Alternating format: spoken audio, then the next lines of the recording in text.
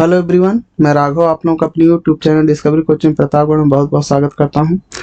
आज हम लोग देखेंगे हैलो एल्केन एवं हैलो एरीन के उदाहरण पहला। तो देखते हैं, इसमें पहला उदाहरण है C5H11Br अणुसूत्र वाले 8 संरचनात्मक समायवियों की संरचनाएं बनाइए। IPAC पद्धति के अनुसार सभी समायवियों के नाम दीजिए तथा उन्हें प्राथमिक, द्वितीयक एवं तृतीयक ब्रोमाइडों के रूप में वर्गीकृत कीजिए। तो यहाँ आप लोगों को पता होना चाहिए समावयवता क्या होता है। तो थोड़ा सा डिस्कशन कर लेते हैं समावयवता के बारे में।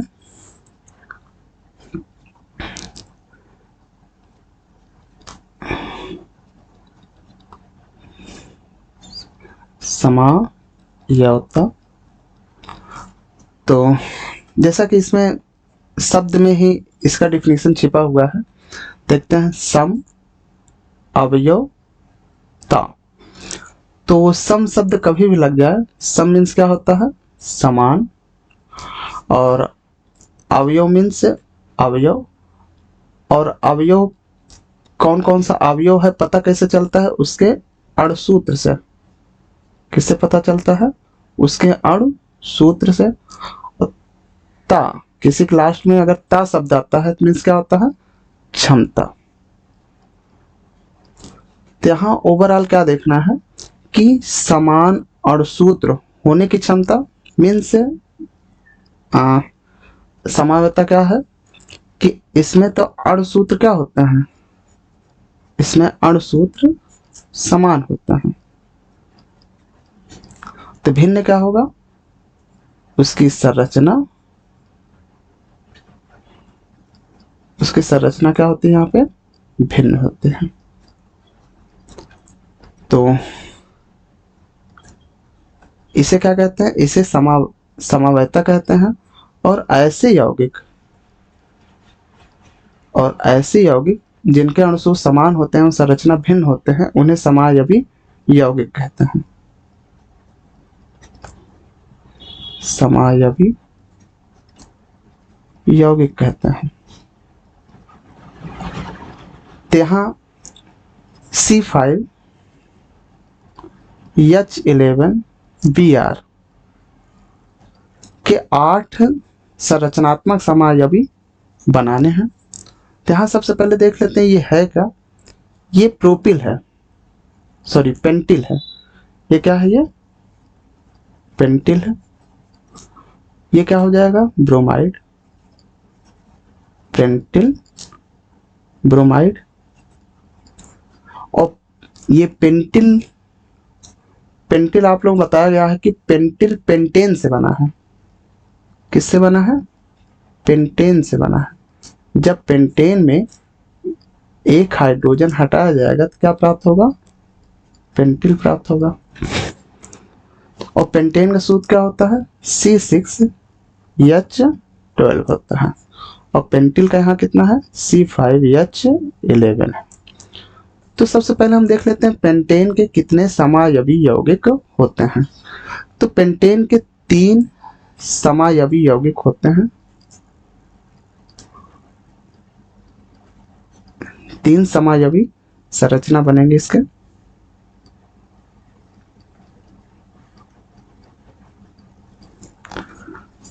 पहला है CH3 CH2 CH2 CH2 CH3। और दूसरा है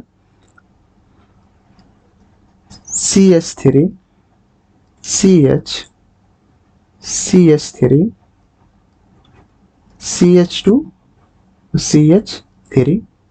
और तीसरा है CH3 CH3 CH3 CH3।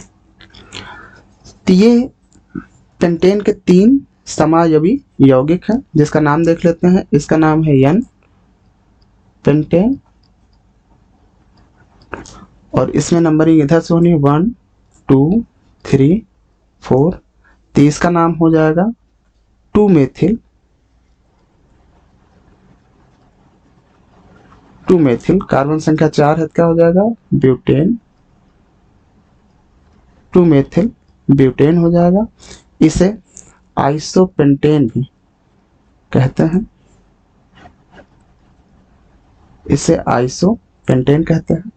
यहाँ सबसे लंबी कार्बन श्रृंखला ये बनेगी 1 2 3। तो दूसरे पे यहाँ हो जाएगा 2 2 डाईमेथिल, डाईमेथिल। कार्बन संख्या 3 है, क्या हो जाएगा प्रोपेन, प्रोपेन हो जाएगा। और इसे क्या कहते हैं, इसे नियोपेंटेन कहते हैं, नियोपेंटेन कहते हैं।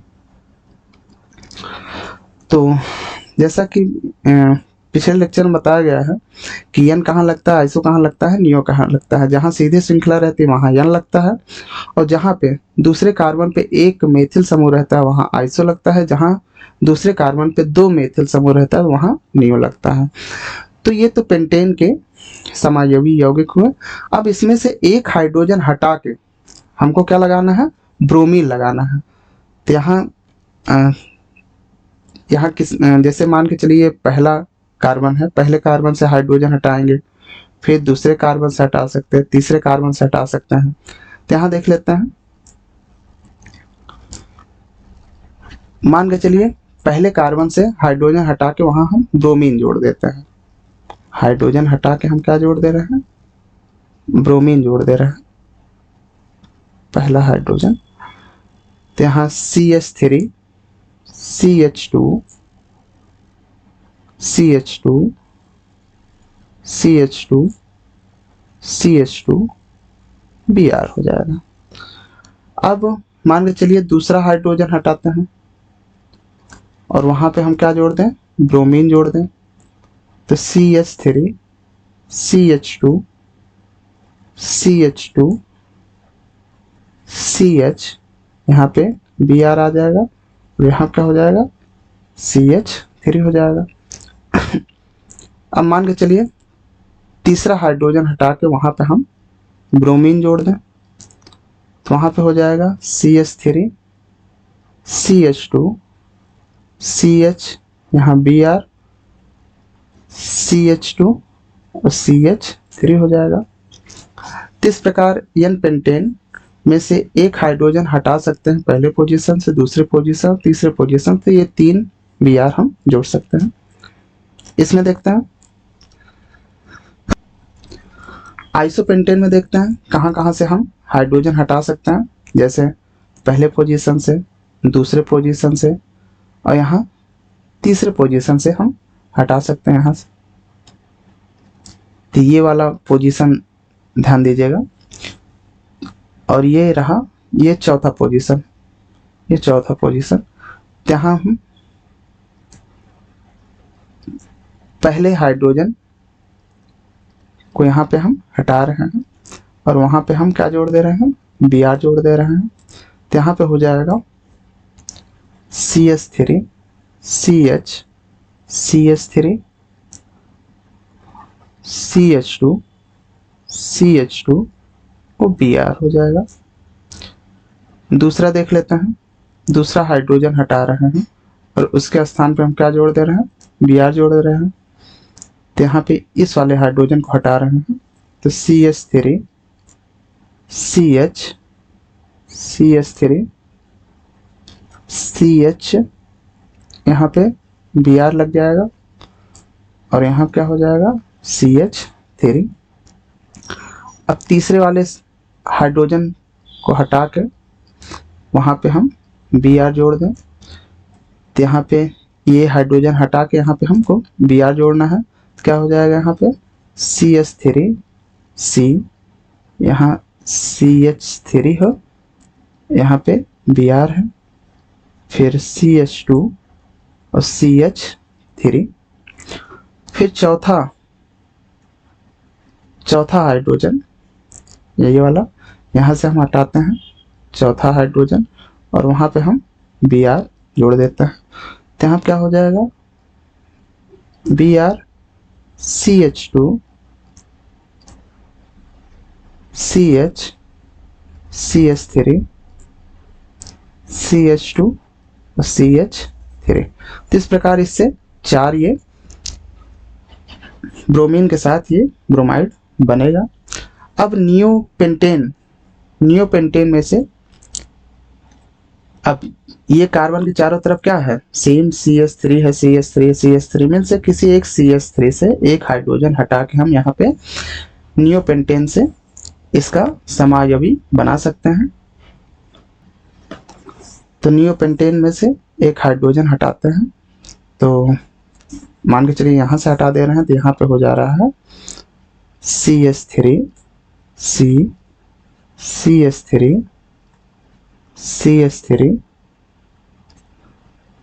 CH2Br। तो ये इस प्रकार ये पहला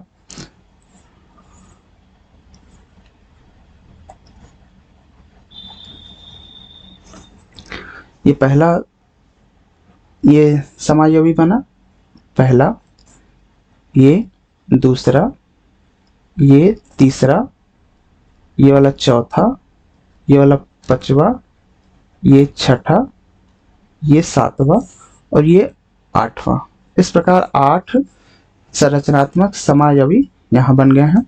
अब सबका हम IPAC नाम देख लेते हैं।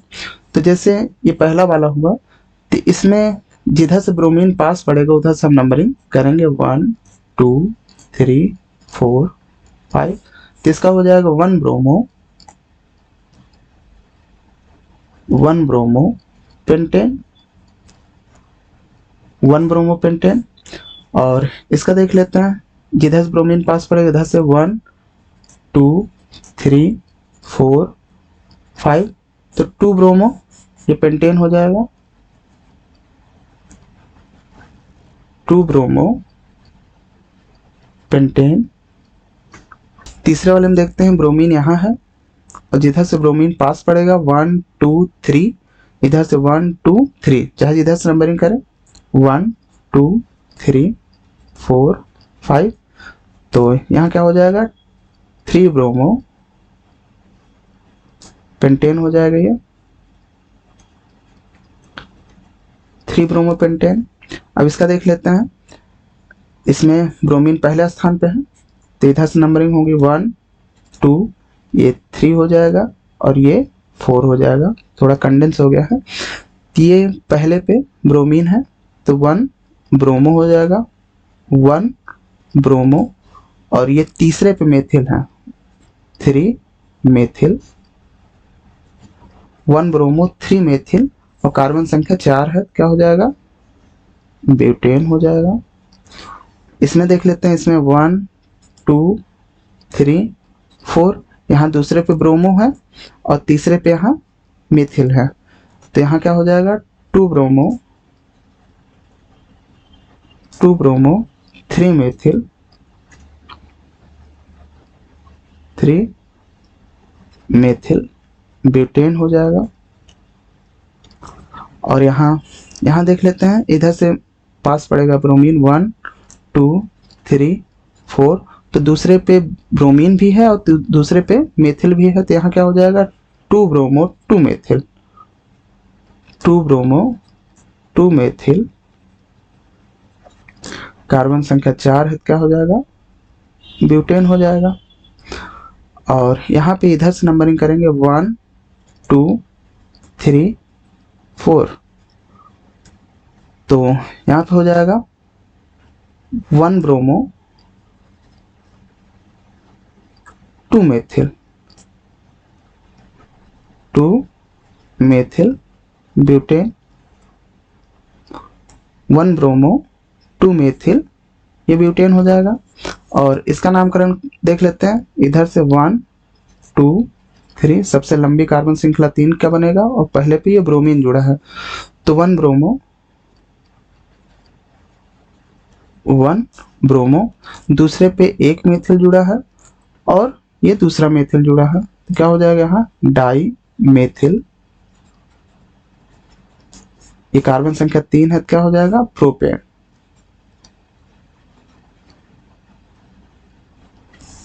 तो इस प्रकार इसका ये 8 संरचनात्मक समायवी हो गए और इन सब का या आईपीएससी पद्धति के अनुसार इनका नामकरण भी हो गया। अब ये देखना है कि प्राथमिक, द्वितीयक व तृतीयक ब्रोमाइड कौन कौन से हैं। तो सबसे पहले हमको ये देख लेना है कि प्राथमिक ब्रोमाइड, द्वितीयक ब्रोमाइड और तृतीयक ब्रोमाइड है क्या। तो इसे हम दो तरीके से देख सकते हैं कि प्राथमिक ब्रोमाइड किसे कहते हैं, जब ब्रोमीन प्राइमरी कार्बन से जुड़ा हो तो उसे हम प्राथमिक ब्रोमाइड कहेंगे। द्वितीयक ब्रोमाइड जब ब्रोमीन द्वितीयक कार्बन से जुड़ा हो तो उसे हम द्वितीयक ब्रोमाइड कहेंगे। और तृतीयक ब्रोमाइड जब ब्रोमीन तृतीयक कार्बन से जुड़ा हो तो उसे हम तृतीयक ब्रोमाइड कहते हैं। दूसरी तरीके से देख सकते हैं कि ब्रोमीन, यहां देख लेते हैं, जब ब्रोमीन प्राइमरी कार्बन जुड़े, मीन्स ऐसे कार्बन जुड़े जिसके साथ केवल एक कार्बन जुड़ा हो, तो ऐसे ब्रोमाइड को हम प्राइमरी ब्रोमाइड कहेंगे। दूसरा, जब ब्रोमीन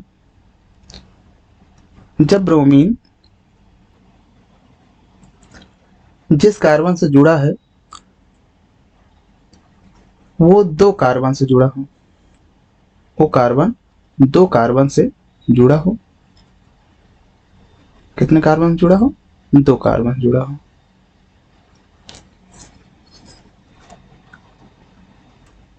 तो ऐसे ब्रोमाइड को हम द्वितीयक ब्रोमाइड कहते हैं। और तीसरा है, जब ब्रोमीन जिस कार्बन से जुड़ा है उसके साथ तीन कार्बन जुड़े हों, उसके साथ तीन कार्बन जुड़े हों, तो ऐसे ब्रोमाइड को हम तृतीयक ब्रोमाइड कहते हैं। तो ये 8 समायवी में हमको ये देखना है कौन सा प्राइमरी ब्रोमाइड है, कौन सा द्वितीयक, कौन सा तृतीयक ब्रोमाइड है। तो देखते हैं, जैसे पहला देख लेते हैं। पहला जिस कार्बन से जुड़ा है, पहले में देखते हैं जो ब्रोमीन जिस कार्बन से जुड़ा हो उसके साथ मात्र केवल एक कार्बन जुड़ा है, तो ये रहेगा प्राइमरी। तो पहला वाला क्या हो जाएगा, ये प्राइमरी हो जाएगा।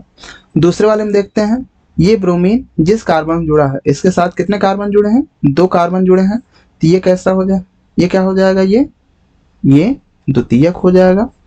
और इसमें देख लेते हैं, इसमें ब्रोमीन जिस कार्बन जुड़ा है उसके साथ दो कार्बन जुड़ा है, तो ये भी क्या हो जाएगा, ये भी द्वितीयक हो जाएगा। इसमें ये दूसरा वाला हो गया, ये तीसरा वाला हो गया। ये चौथे में देखते हैं, चौथे वाले में ब्रोमीन जिस कार्बन जुड़ा है, ये एक कार्बन जुड़ा है, ये प्राइमरी हो जाएगा। फिर ब्रोमीन जिस कार्बन जुड़ा है ये दो कार्बन जुड़ा है, तो ये द्वितीयक हो जाएगा। इसमें देख लेते हैं, इसमें ये ब्रोमीन है, ये ब्रोमीन जिस कार्बन से जुड़ा है इसके साथ एक, दो, तीन कार्बन जुड़ा है, तो क्या हो जाएगा, ये तृतीयक हो जाएगा। और इसमें देख लेते हैं, इसमें ब्रोमीन जिस कार्बन से जुड़ा है उसके साथ मात्र केवल एक कार्बन जुड़ा है, तो ये भी क्या हो जाएगा, ये प्राइमरी। इसमें ब्रोमीन जिस कार्बन जुड़ा है उसके साथ एक कार्बन जुड़ा है, तो ये भी कैसा हो जाएगा, ये प्राइमरी हो जाएगा। तो इस प्रकार पहला यहां देख लेते हैं प्राइमरी कौन कौन से हैं। प्राइमरी पहला है, और ये चौथा वाला है, फिर ये सातवां वाला है, और आठवां वाला है। द्वितीयक देख लेते हैं, द्वितीयक दूसरा वाला है, तीसरा वाला है, दूसरा है, तीसरा है, और पांचवा है, ये द्वितीयक हो जाएगा। तृतीयक मात्र केवल एक है जो छठा वाला है, ये हाइलोएल्केन एवं हाइलोएरिन का उदाहरण नंबर फर्स्ट, जिसका ये सॉल्यूशन हुआ। तो अगली वीडियो हम देखते हैं उदाहरण नंबर 2। तब तक के लिए धन्यवाद।